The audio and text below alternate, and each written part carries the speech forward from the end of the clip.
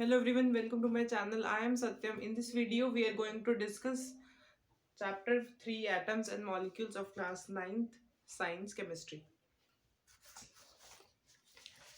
तो पिछली वीडियो में हमने करे थे दो लॉज और introduction for atoms and molecules. Atoms क्या होते हैं, मॉलिक्यूल्स क्या होते हैं, और दोनों लॉज ऑफ कॉम्बिनेशन करे थे.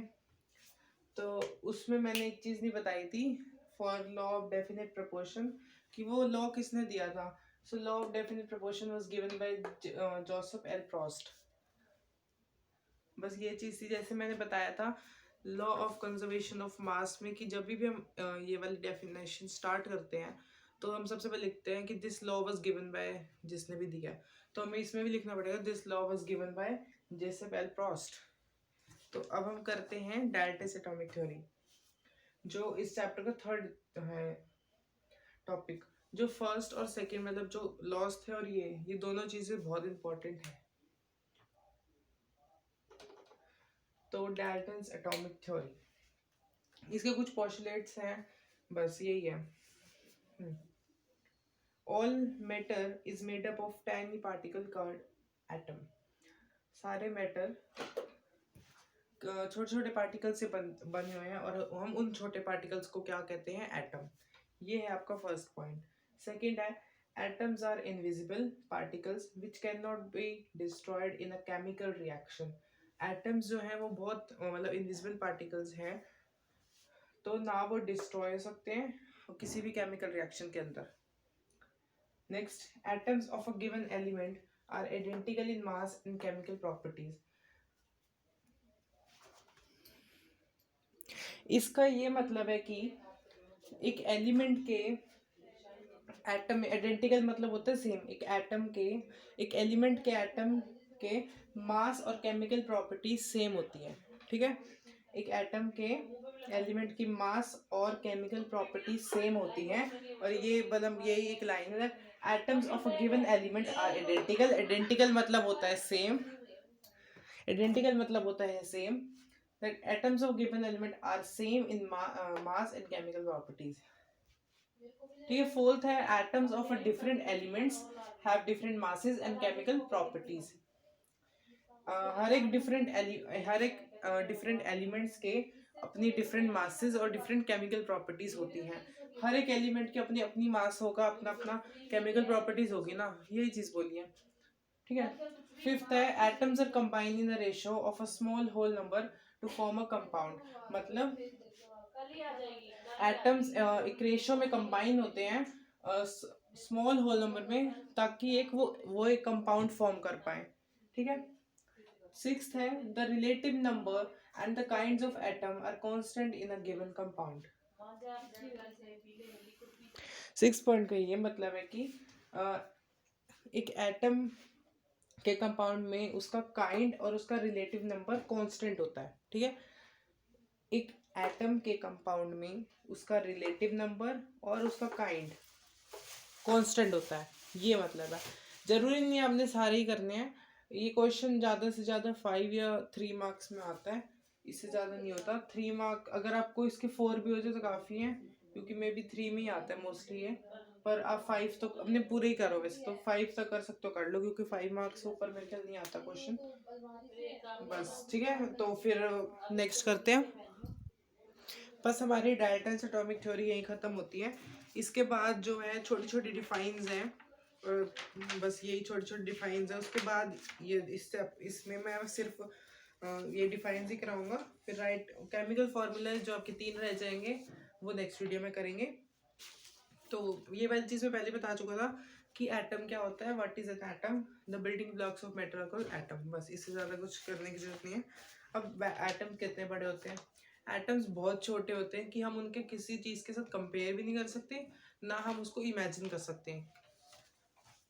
और ये भी है कि atomic radius is measured in nanometers. छोटी सी मैंने बीच में ऐड करी थी बस.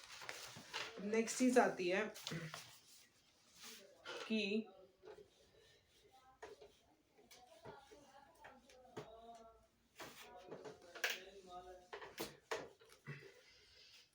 What are the modern day symbols of an atom of a different element.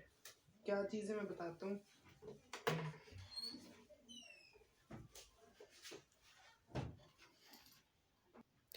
तो ये क्या है, ये मैंने यहाँ पर कुछ सिंबल्स बनाए हैं। क्या सिंबल्स हैं मैं बताता हूँ।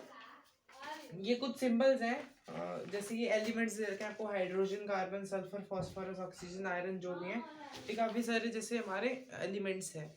तो डाल्टन ने क्या करा था, उसने इन सबको रिप्रेजेंट करने के लिए क्या करा था, ये सिंबल्स बनाए थे फॉर रिप्रेजेंटिंग दिस एलिमेंट्स। अब कैसे देखो, हाइड्रोजन के लिए उसने कैसे बनाया था, सिंगल डॉट। कार्बन के लिए पूरा ब्लैक, मतलब पूरा पॉलिश करा हुआ एक तरह से। और ऑक्सीजन के लिए खाली, और इसके लिए कुछ लैम्डा जैसा साइन, फॉस्फोरस के लिए प्लस का साइन, सल्फर के लिए आयरन का आई, कॉपर का सी, लीड का एल, सिल्वर का एस, और गोल्ड का कुछ जी लगा के ऐसे कुछ कर रखा है गोल्ड, फिर पी का प्लैटिना, और डॉट डॉट का मरकरी। तो Dalton was the first scientist to use the symbols for the element in a very specific sense.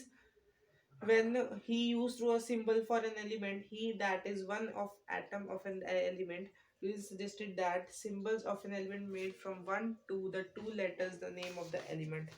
मतलब कैसे, कॉपर का नाम कैसे लिया गया था, मतलब वो ये कह रहा है कि जो सिंबल्स मतलब एक या दो लेटर से उस एक एलिमेंट का नाम दिया गया था। जैसे कॉपर को लिया था सिप्रस से, copper has taken from Cyprus, gold was taken from the English word meaning yellow. Gold को कैसे लिया था, येलो, जैसे इंग्लिश वर्ड येलो कलर होता है वैसे इम्पोर्टेंट। ठीक है, तो बस ये छोटी सी, इतनी इंपॉर्टेंट नहीं है, बस ये था हमारे सिंबल्स ऑफ डिफरेंट एलिमेंट्स। अब नेक्स्ट आता है आपका IUPAC।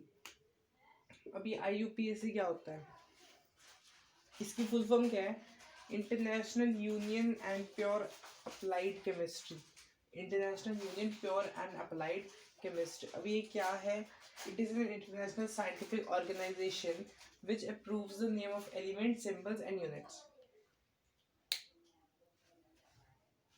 ये क्या है, एक इंटरनेशनल साइंटिफिक ऑर्गेनाइजेशन है जो एलिमेंट, सिंबल और यूनिट्स के नेम अप्रूव करती है। ठीक है, बस ये छोटी सी चीज़ ही, इतना वो करने की जरूरत नहीं है, ये सिंपल सी चीज़ है, पर इसकी फुल फॉर्म कर सकते हो, इम्पोर्टेंट है। तो नेक्स्ट आता है आपका एटॉमिक मास। तो एटॉमिक मास आते हैं, अभी उसमें भी कर रहा है, चैप्टर 4 में करोगे मतलब।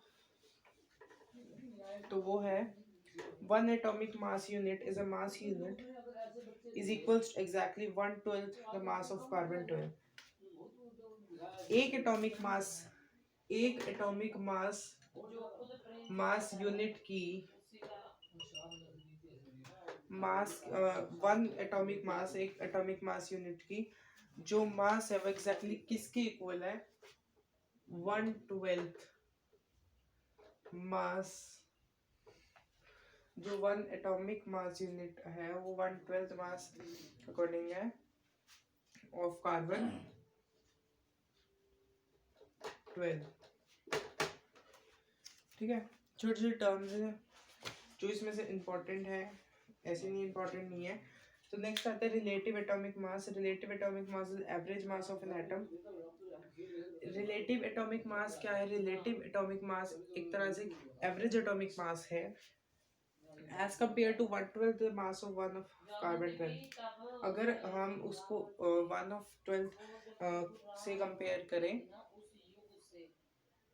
ठीक है, इतना वो नहीं है, बस ये कि the relative atomic mass is the average atomic mass of an atom. So how do atom exist? Atom of the most element are not able to exist independently. Atoms form molecules and ions. These molecules or ions aggregate in a large number of to form the matter.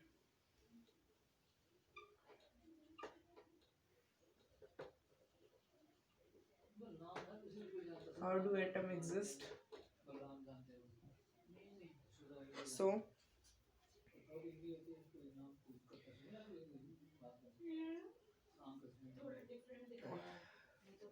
atoms of different elements, they are not able to exist independently. जो atoms है वो molecules और ions form करते हैं। ये molecules और ions aggregate करते हैं इन लार्ज नंबर में टू फॉर्म अ मैटर, ठीक है। नेक्स्ट आते हैं मॉलिक्यूल्स। ये मैंने पहले ही बताया था मॉलिक्यूल क्या होता है। The smallest particle, the smallest particle of an element और a compound that is capable of an independent is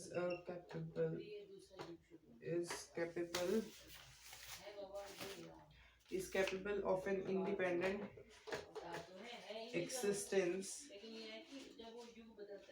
and show properties of substance, ठीक है। क्या है? the smallest particle of an element or a compound that is capable of an independent existence show all the properties of matter। एक छोटा particle of किसी element या फिर compound, एक कंपाउंड का जो कैपेबल हो सारी प्रॉपर्टीज दिखाने में एक सब्सटेंस की, ठीक है। इन मॉलिक्यूल्स ऑफ एलिमेंट्स क्या होता है? The molecules of an element are constituted by the same type of atom such as argon, helium, oxygen. ये तो थी। अब इसमें से एक चीज इम्पोर्टेंट है वो बताता हूँ। जो इम्पोर्टेंट था वो था एटॉमिक मास, और नेक्स्ट है आपका कि मॉलिक्यूल। बस जो रिलेटिव एटॉमिक मास है, how do atom exist, molecules of element, इतना इम्पोर्टेंट नहीं है, बट आप कर सकते हो, हमारे कर लेना। एटॉमिसिटी क्या होता है? एटॉमिसिटी क्या होता है? The number of atom constituting a molecule is known as atomicity. Simple से डिफाइन है। अब हमें यहाँ पर कुछ एलिमेंट्स की एटॉमिसिटी दे रखी है। कौन कौन से एलिमेंट है बताता हूँ। तो यहाँ है एटॉमिसिटी दे रखी कई एलिमेंट्स की। क्या है ये? एटॉमिसिटी है। एटॉमिसिटी के आप देख चुके हो, ये इंपॉर्टेंट है तो देख लेना। देखो एटॉमिसिटी आर्गन की, सबसे पहले आर्गन की एटॉमिसिटी होती है मोनो एटॉमिक, हीलियम की होती है मोनो एटॉमिक, ऑक्सीजन की होती है डायटोमिक, हाइड्रोजन की भी होती है डायटोमिक, ओजोन की होती है टेट्राटोमिक। इसका मतलब समझो, मोनो एटॉमिक मतलब 1, डायटोमिक मतलब 2, टेट्राटोमिक मीन्स 3, ठीक है। बस यही था। बाकी बता देता हूँ, नाइट्रोजन की भी डायटोमिक होती है, क्लोरीन की भी डायटोमिक होती है। नेक्स्ट आता है जो हम अब इस वीडियो का जो लास्ट टॉपिक है, इसके बाद ये वीडियो एंड हो जाएगी, that is molecules of a compound। molecules of a compound क्या होता है? atoms of a different element join together in a definite proportion to form molecules of a compound। एक एटम अलग अलग एलिमेंट्स का एक साथ आते हैं और इन अ डेफिनेट प्रोपोर्शन, मतलब एक फिक्स्ड प्रोपोर्शन में, एक फिक्स्ड रेशियो में, to form a molecules of compound. समझ आ गया? एक और बता देता हूँ। एक एटम्स डिफरेंट एलिमेंट्स का एक साथ आते हैं एक फिक्स्ड रेशियो में, एक फिक्स्ड प्रोपोर्शन में, क्या फॉर्म करने के लिए? Molecules of compound. ये था आपका मॉलिक्यूल्स ऑफ कंपाउंड। तो हमारे अब ये 3 टॉपिक रहेंगे, केमिकल फार्मूला, मॉलिक्यूलर मास और मोल कंसेप्ट, जो हम करेंगे पार्ट 3 में। और ऐसा नहीं है कि छोटे छोटे हैं, लेंथी टॉपिक्स हैं, तो मे बी पार्ट 4 भी बन सकता है, ऐसा नहीं है। तो बस इस वीडियो के लिए इतना ही। और ये जो है सारे इंपॉर्टेंट टॉपिक है, 3 आते हैं आपके एग्जाम में। So thank you for watching. If you like, share, subscribe and press the bell icon for more updates, and don't forget to like the video, and you can follow me on other social media accounts. All the links are in description box.